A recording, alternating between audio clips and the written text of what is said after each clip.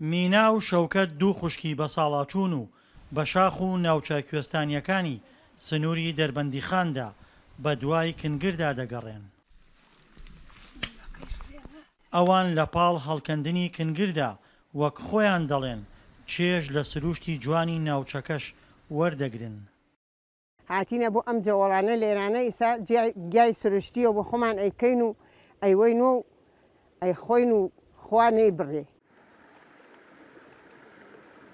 کنگر و گیای بەهارە لای پیاوان و ژنانی بەساڵاچوو جیا لە خواردنی بە پێی وتەی خۆیان تەنانەت هەڵکەندنیشان چێژدارە.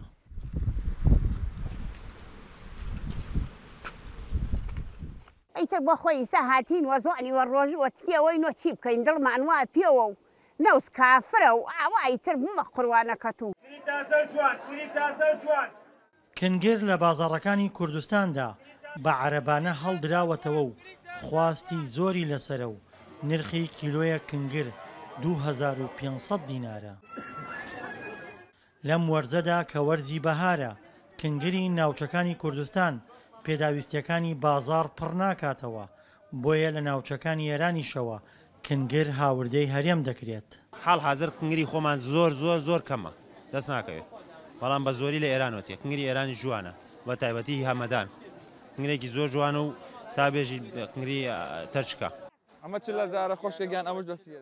لە پاڵ کنگردا بازاڕەکان پڕ بوون لە دۆمەڵان و قارچکیش. ئەم ساڵ دۆمەڵان لە ناوچەی شاخاوی و دەشتاییەکانی هەرێم کەم بوو، بۆیە دۆمەڵان لە بازاڕەکانی عێراقەوە هاوردەی هەرێم کرا. دۆمەڵانی ناوخۆ نزبێکی کەمە، جاری هێشتا ئەوە 2-3 کیلۆ هاتە دە بازار، هێشتا بە زۆری نەهاتووە. دۆمەڵان ئێستا لە 30,000 وەیە، لە 25,000 وەیەوە 30 هەیە تا 35 تا 45 فرۆشتیانە. پاش گەڕانێکی زۆر بە ناوچە شاخاویەکان و ماندووبوون، شەوکەت عەلی ئەو کنگرەی هێناوێتەوە لە ماڵەوە پاکی دەکات و لە ناو ڕۆن و پیازدا سووری دەکاتەوە و سفرەی ئێوارەی پێ دەڕازێنێتەوە. ئەمە گیایەکی سروشتی ئەچین لە جەوەڵ پێ ئەگەیە و ئەچین پێرینی بەهارانە و پختەی ئەکەین و ئەی خۆین و جوان ئەی ڕازێنین و لەبان سفرەدایانێن و خوانەی بڕێ ئەی خۆین و خواردنی کنگر و دۆمەڵان و گیای بەهارە لە ناو کووردا بووەتە کولتور و لەو خواردنانن لەم وەرزەدا خواستێکی زۆریان لەسرە و جێی بە خۆراکەکانی تر لەق کردووە. دڵشاد ئەنوەر، دەنگی ئەمریکا، گەرمیان.